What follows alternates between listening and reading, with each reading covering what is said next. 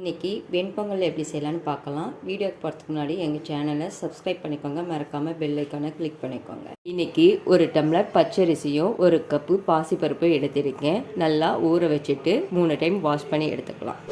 கொஞ்சம் சீரகம் ஆட் பண்ணிக்கிறேன், கொஞ்சம் மிளகு ஆட் பண்ணிக்கிறேன், கல்லுப்பு கொஞ்சம். 1 டம்ளர் ரைஸுக்கு 4 டம்ளர் தண்ணி ஆட் பண்ணிக்கிறேன்.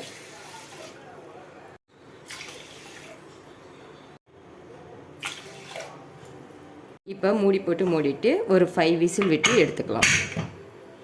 5 விசில் ஆஃப் பண்ணி எடுத்தாச்சு. இப்போ பொங்கல் நல்லா வெந்துடுச்சு. இப்போ தாளிச்சிக்கலாம். தாளிக்கிறதுக்கு நெய் கொஞ்சம் ஆட் பண்ணியிருக்கேன். சீரகம், மிளகா ஆட் பண்ணிக்கலாம். 4 வரமிளகா, கொஞ்சம் கருவேப்பிலை ஆட் பண்ணிக்கலாம். கொஞ்சம் முந்திரி ஆட் பண்ணிக்கிறேன். நல்லா மிக்ஸ் பண்ணி விட்டுக்கலாம். வெண்பொங்கல்லாம் ஆட் பண்ணி நல்லா மிக்ஸ் பண்ணி விட்டுக்கலாம். நல்லா மிக்ஸ் பண்ணி விட்டாச்சு. வெண்பொங்கல் ரெடி ஆயிடுச்சு. சுவையான வெண்பொங்கல் ரெடி ஆயிடுச்சு. தேங்க்ஸ் ஃபார் வாட்சிங்.